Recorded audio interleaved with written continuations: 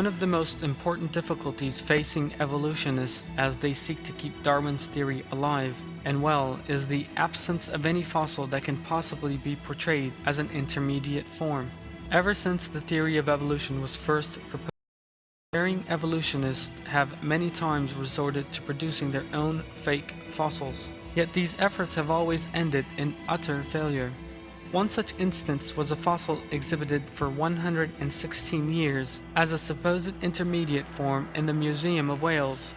In 1884, an evolutionist collector by the name of Samuel Allen donated an intermediate form supposedly proving evolution to the Museum of Wales. Museum officials imagined that this fossil, given the name Ichthyosaurus, was a perfect example of marine reptiles. In 2000, the fossil had to be removed for general maintenance, during which time it was that the fossil was a fake. Yet hundreds of thousands of people who had visited the museum in the meantime had been convinced that the fossil represented evidence in favor of the theory of evolution.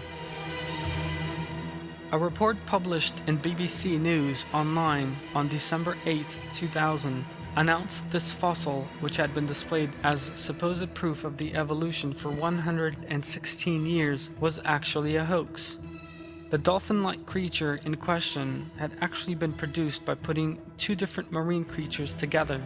Experts revealed that the skull and bodies had actually been buried in two different types of rock. The skull belonged to a species known as Ichthyosaurus communis, and the body to another sea creature by the name of Leptonectus phenerostris. Other bones had been made from plaster and stuck inside the rock in order to give the impression that they were genuine, and one of the fins were also a fake. Yet for some reason, just like this one, every fossil alleged to constitute evidence for evolution has been displayed for years in museums. Another feature these fossils have in common is that nobody has confirmed whether or not they are genuine. Museum conservator Dr. Caroline Butler reports that despite her many years in the profession, she has never come across such a thing happening, and that it was a complete forgery. When the plaster started crumbling and we stripped off 5 layers of paint, we found it was an elaborate forgery. It was an amalgam of 2 different types of Ichthyosaurus, plus a clever attempt at fake parts. Over more than a century, hundreds of thousands of people were deceived by a hoax fossil manufactured by evolutionists.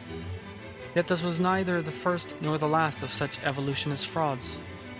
Ever since the time when the theory was first, the absence of any evidence to support it has been a major factor propelling encouraging evolutionists to commit such frauds.